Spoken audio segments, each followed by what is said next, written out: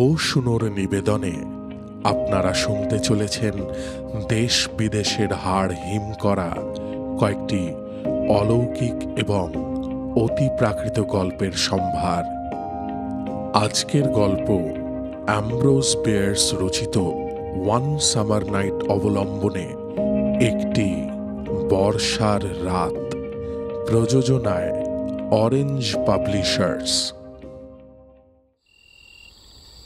Henry Armstrong বেশ ভালোই বুঝতে পারল তাকে কবর দেওয়া হয়েছে, কিন্তু তার অর্থ তো এই নয় যে সে মারা গেছে, কারণ হেনরিকে কিছু একটা বিশ্বাস করানো নেহাত সহজ ব্যাপার নয়। নিতান্ত যুক্তিভিত্তিক না হলে সে কোনো কিছুই মানতে রাজি হয় না। তাকে যে সত্যি সত্যি কবর দেওয়া হয়েছে সেটা কিঞ্চিত পরীক্ষার পর মানতে বাধ্য হয়েছে হেনরি। এখন সে শুয়ে আছে চিত হয়ে, হাত দুটো আড়াআড়িভাবে পেটের ওপর রাখা। চারিদিকে ঘন জমাট অন্ধকার। তার সারা শরীরকে আষ্টে পৃষ্ঠে জড়িয়ে রয়েছে কোনো পলকা বাঁধন। সামান্য চাপ দিতেই সে বাঁধন ছিঁড়ে গেল। হাত দুটোকে অনুসন্ধানে পাঠিয়ে হেনরি অনুভব করল সে একটা চৌকো বাক্সের মধ্যে বন্দী।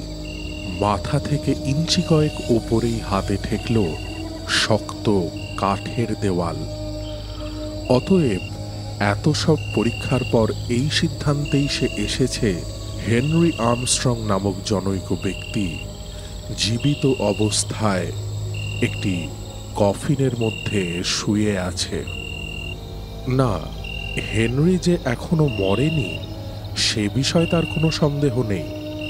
সে ভীষণ অসুস্থ হয়ে পড়েছিল ঠিক কথা, কিন্তু নিজের অবস্থাটা অত্যন্ত ঠান্ডা মাথায় ভেবে দেখল সে, না, চেঁচামেচি করে কোনো লাভ নেই। এই বন্ধ কফিনের কোনো শব্দই পৌঁছবে না বাইরের পৃথিবীতে। সুতরাং এই দুর্ভাগ্যকে মেনে নিয়ে সে উদাসীনভাবে শুয়ে রইল। সারা শরীরে এক অদ্ভুত অবসাদ। ক্লান্তি আর হতাশায় হেনরির চোখ বুজে এলো। শান্তি, শুধু একটু মানসিক শান্তি তার প্রয়োজন। কিন্তু হেনরির কাছ থেকে ঠিক 7 ফুট ওপরে শুরু হয়েছে আরেক নাটক। বর্ষার এক অন্ধকার গভীর রাত। আকাশের মেঘ চিরে মাঝে মাঝে ঝলসে উঠছে বিদ্যুতের উজ্জ্বল রেখা। ঝোড়ো হাওয়া আর ঝরা পাতার শব্দে সারা কবরখানায় জেগে উঠছে কোনো অশরীরীর অপার্থিব দীর্ঘশ্বাস। আচমকা বিদ্যুতের আলোকে মুহূর্তের জন্য স্পষ্ট হয়ে উঠছে সার বাঁধা সাদা পাথরগুলো, যেন পাথর চাপা দিয়ে অতৃপ্ত আত্মাদের বাইরে আসতে বাধা দেওয়া হচ্ছে। বৃষ্টি আসতে আর খুব বেশি দেরি নেই।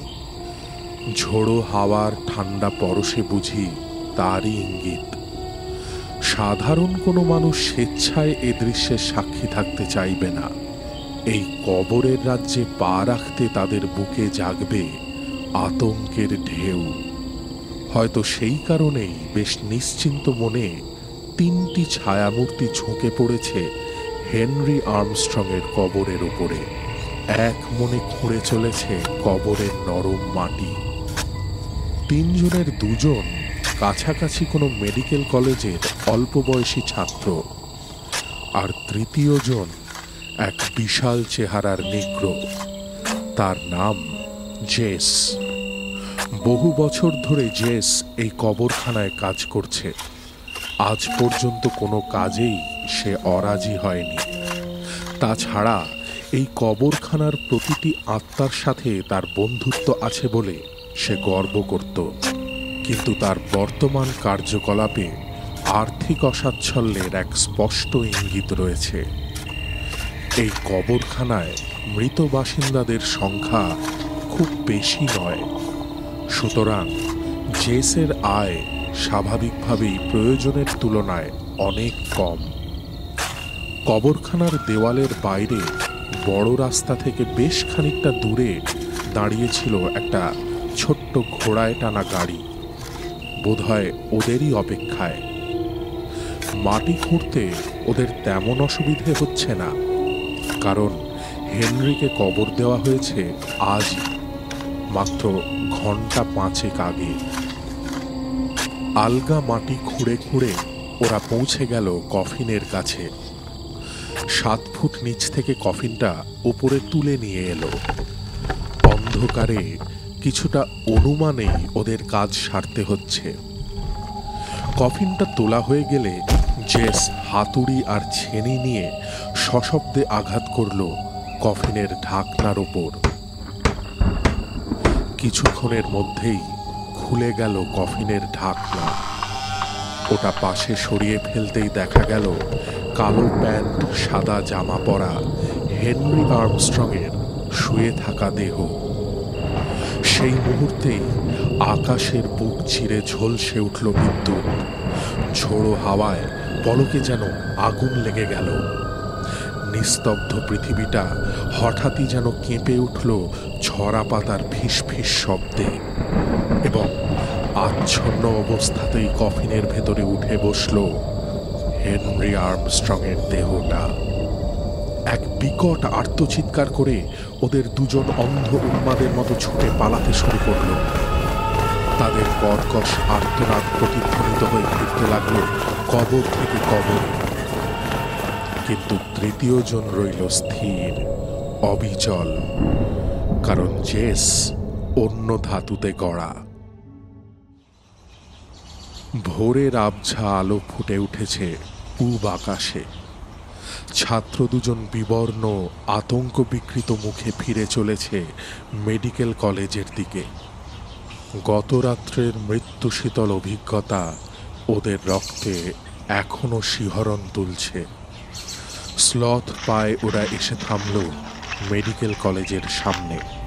তুই তুই ঠিক ঠিক দেখেছিলি? জানতে চাইল একজন। কি বলছিস তুই? আমি স্পষ্ট দেখেছি।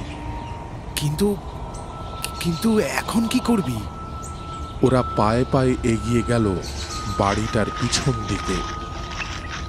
অবাক হয়ে দেখল সেখানে দাঁড়িয়ে রয়েছে একটা ঘোড়ায় টানা গাড়ি, ঠিক ওদের ব্যবচ্ছেদ ঘরের সামনে। যান্ত্রিকভাবে ওরা ঢুকল ব্যবচ্ছেদ ঘরে। একটা টুলে বসে ঝিমোচ্ছিল নিগ্রো জেস। ওদের পায়ের শব্দে চমকে মুখ তুলে তাকালো। এক কাল হেসে ঝকঝকে দাঁতের শাড়ি বের করে উঠে দাঁড়ালো সে। সেই কখন থেকে টাকার জন্য অপেক্ষা করছি স্যার। ব্যবচ্ছেদ টেবিলের ওপর শোয়ানো রয়েছে হেনরি আর্মস্ট্রংয়ের দেহ। তার মাথা রক্তে কাদায় মাখামাখি। বেলচার আঘাতে কেউ ওটাকে আলাদা করে ফেলেছে ধড় থেকে। ও শুনোর নিবেদনে আপনারা শুনলেন আজকের গল্প একটি বর্ষার রাত। মূল গল্প ওয়ান সামার নাইট, লেখক অ্যামব্রোস বিয়ার্স, পাঠে সাম্য, রক্তিম, অভিজিৎ, প্রযোজনায় অরেঞ্জ পাবলিশার্স, শব্দ সংযোজন এবং আবহ ই ফ্ল্যাট স্টুডিও, প্রচ্ছদ আকাশ।